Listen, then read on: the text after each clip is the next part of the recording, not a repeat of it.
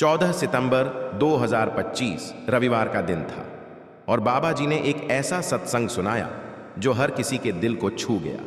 उनके वचन इतने प्यारे और प्रेरक थे कि संगत का मन प्रभु की भक्ति में डूब गया। आज हुजूर जी भी बाबा जी के साथ स्टेज पर विराजमान थे, जिसने इस सत्संग को और भी खास बना दिया।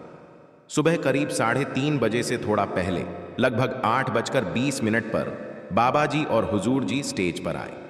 हमेशा की तरह उन्होंने सबसे पहले गद्दी पर माथा टेका, बड़े आदर और नम्रता के साथ हुजूर जी को याद करते हुए। उस समय नीचे बीबी जी एक बहुत ही सुंदर शब्द पढ़ रही थीं, मेरे राम हम पापी शरण परे हरिद्वार थे। संगत जी, आज सत्संग में संगत की जबरदस्त भीड़ थी। दूर दूर के राज्यों से लोग आए थे और बाबा जी की प्यारी संगत को उनके वचनों का आनंद लेने का मौका मिला। आज की बाणी थी, तीसरे पातशाही, हरि की पूजा दुलंभ है संतो। और जैसा कि आपने टाइटल में पढ़ा, आज एक राजा की साखी भी सुनाई गई, साथ ही कई ऐसी प्रेरक बातें जो आपके मन को भक्ति के रंग में रंग देंगी। बाबा जी ने पहले पातशाही की एक साखी सुनाई। जब नानक जी एक राजा के दरबार में गए तो राजा ने उनके सामने ढेर सारी दौलत रख दी। नानक जी ने कहा, यह तो तेरा नहीं, यह सब मालिक का है, तू अपनी चीज पेश कर। राजा ने फिर अपना शरीर पेश किया, लेकिन नानक जी ने कहा, यह भी मालिक ने तुझे दिया है।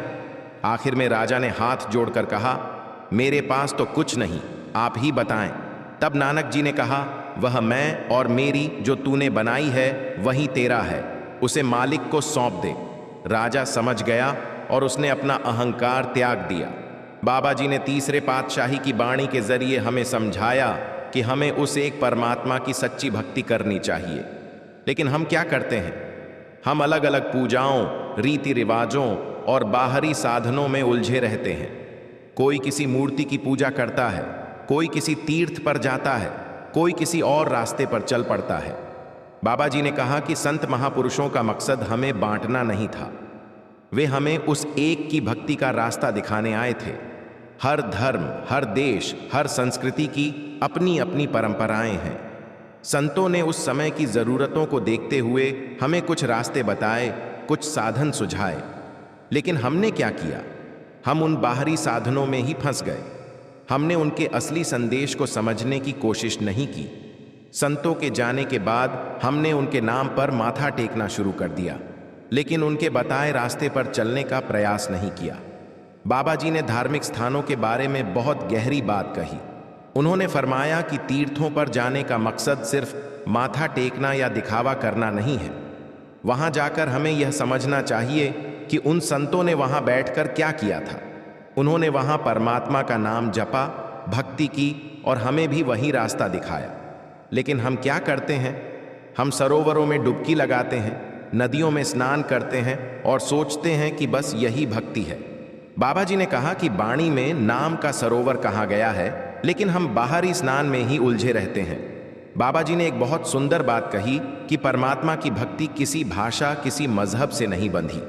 दुनिया में कितनी ही भाषाएं हैं, कितने ही धर्म हैं। कोई कहता है मेरा राम सबसे बड़ा है, कोई कहता है मेरा खुदा सबसे बड़ा है, कोई कहता है मेरा अकाल पुरख सबसे बड़ा है। लेकिन दोस्तों, ये सारे नाम तो उसी एक परमात्मा की ओर इशारा करते हैं। बाबा जी ने गुरबाणी की पंक्ति से समझाया, हाउ तिस की आस करी मन मेरे, जो सब का स्वामी रहया समाए। हमें उस एक की भक्ति करनी है जो हर जगह समाया हुआ है, जो सब का मालिक है। उन्होंने एक और पंक्ति का जिक्र किया, घट घट में हरिजू वसय, संतन कहियो पुकार। वह परमात्मा हमारे अंदर ही बसता है, लेकिन हम उसे बाहर ढूंढने की कोशिश करते हैं। हम तीर्थों पर जाते हैं, धार्मिक स्थानों पर माथा टेकते हैं, लेकिन क्या हम वहां संतों की सिखलाई गई भक्ति को याद करते हैं? बाबा जी ने कहा कि हमें बाहरी दिखावे से निकलकर अंतर्मुख होना होगा, ग्रंथों में लिखी बातों पर ध्यान देना होगा, तभी हम उस सच्चाई तक पहुंच सकते हैं। बाबा जी ने प्यार का उदाहरण देकर समझाया कि परमार्थ को शब्दों में बयान नहीं किया जा सकता। जैसे प्यार को हम सिर्फ महसूस कर सकते हैं, वैसे ही परमात्मा की भक्ति भी महसूस करने की चीज है। उन्होंने कबीर साहिब की पंक्ति का जिक्र किया, जो दी से सो तो है ना ही, जो है कहाँ न जाई। जो दिखता है वो परमात्मा नहीं, और जो परमात्मा है उसे शब्दों में नहीं बयान किया जा सकता।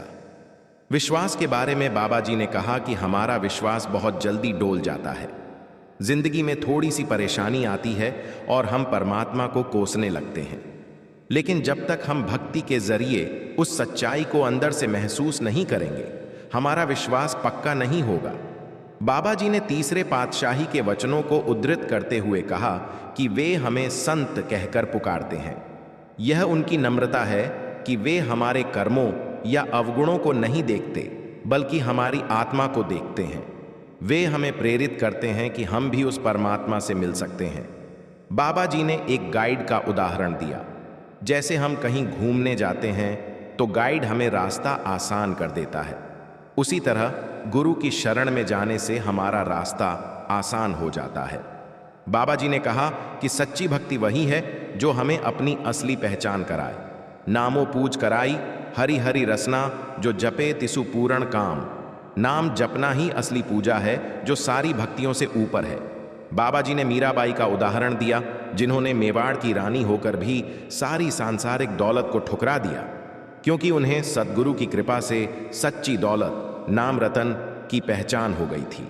बाबा जी ने कहा कि यह इंसानी जन्म हमें परमात्मा से मिलन के लिए मिला है। गोविंद मिलन की एह तेरी बरिया। यह कीमती जन्म धन दौलत, रिश्ते नाते या ऐशो आराम के लिए नहीं है। हमें नाम की कमाई करनी है, क्योंकि यही वह सच्ची पूंजी है जो हमें 84 लाख के चक्कर से मुक्ति दिलाएगी। बाबा जी ने अंत में गुरबाणी की पंक्ति से समझाया, नानक के घर केवल नानक के घर में सिर्फ नाम ही काम आता है। उन्होंने कहा कि इस दुनिया में सब कुछ माया का हिस्सा है। हम धार्मिक स्थानों पर जाते हैं, फूल, मिठाई या पैसे चढ़ाते हैं, लेकिन असली चीज जो हमें परमात्मा को अर्पण करनी है वह है हमारा अहंकार, मैं और मेरी। बाबा जी ने एक और गुरबाणी की पंक्ति साझा की, राम गयो रावण गयो जाको बहु परिवार। एक दिन सब कुछ छोड़कर चले जाना है, सिर्फ वह एक परमात्मा और उसका नाम ही हमारा साथ देगा। इसलिए हमें अपना कीमती समय उसकी भक्ति में लगाना चाहिए। राधा स्वामी जी।